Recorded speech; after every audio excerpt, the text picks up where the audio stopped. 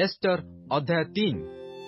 एही सकल घटना उतारे अक्षसरोस राजा अगागिय हमदाथार पुत्र हामन को उन्नत करी उच्च पदान्वित कला। आउ ताहार संगी समस्त अधिपतिर आसन अपेक्षा ताकू श्रेष्ठ आसन देला। तहिरे राजार जेते दास राजद्वार थिले से समस्ते नत होई हामन को प्रणाम कले, कारण राजा ताहा विषय से रूप आज्ञा देइथिला। मात्र मर्दख्य नत हेला नहीं, किए बा ताहाकू प्रणाम कला नहीं। एणु राजद्वारवर्ती राजार दासगण मर्दख्य को कहिले, तुम्बे काहेकि राजाज्ञा लंघन करुअछ? एही रूपे सेमाने नीति नीति ताहाकू कहिले, तथापि से सेमानकर कथा मानिला नहीं। एणु एही मर्दख्यर कथा रहिब कि नहीं यह जानिबा इच्छारे सेमाने हामन को ताहा जणाइले, कारण मर्दख्य जे जिहुदीय लोक एहा से सेमानकू कहिथिला। जेतोळे हामन देखिला जे मर्दख्य नत हेला नहीं, किए बा ताहाकू प्रणाम कला नहीं, सेतबेले से क्रोधरे परिपूर्ण हेला।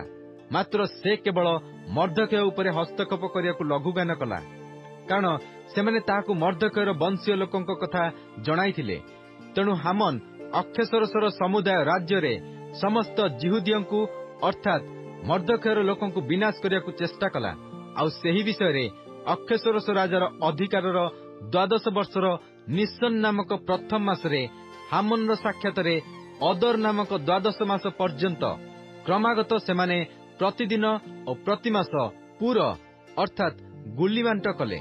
अनंतर हामन अक्षसरोस राजा को कहिला, आपणक राज्यर समस्त प्रदेशस्थ लोकंक मध्यरे छिन्न भिन्न और पृथकृत एक देशीय लोक अछंती। अन्य सकल लोकंकर व्यवस्था ठारू सेमानकर व्यवस्था भिन्न, मध्य सेमाने महाराजंक व्यवस्था मानती नहीं। एणु सेमानक व्यवहार सह्य करिबा महाराजंकर उचित नुहे। महाराज संतुष्ट हेले सेमानकु विनाश करिया पई पत्र लेखा जाऊ। तहिरे मु राजकार्य नियुक्त लोकंक हस्तरे राजभंडार को आनिया पई 10,000 तालंत रूपा देवी।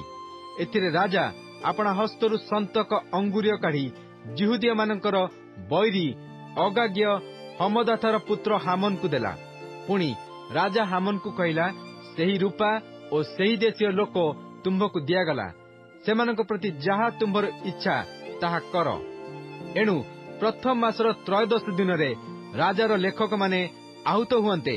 हामन समस्त आज्ञानुसारे प्रत्येक प्रदेशस्थ राज प्रतिनिधिगण और अधिपतिगण और प्रत्येक देशीय लोकंक शासनकर्तागण प्रति प्रत्येक प्रदेशर अक्षर अनुसारे और प्रत्येक देशीय लोकंक भाषानुसारे पत्र लिखित हैला। ताहा अक्षसरोस राजार नामरे लिखित और राजार अंगुरिये मुद्रांकित हैला। पुणी एक दिन अर्थात अदर नामक 12 मासर 13 दिन युवा वृद्ध शिशु और स्त्री मानक सहित सबु जिहुदीय मानकु संहार बध और विनाश करियाकू और सेमानक संपत्ति लुटिबाकू सेही पत्र धावकगण द्वारा राजार सबु प्रदेश को प्रेरित हैला। पुणी सेही दिन निमंते समस्त लोक जेपरि प्रस्तुत हुअन्ति, एथिपई प्रत्येक प्रदेश आज्ञा प्रचार करियाकू और जावतीय लोकंकु गोचर कराइबाकू सेही लिखनर प्रतिलिपि दियागला।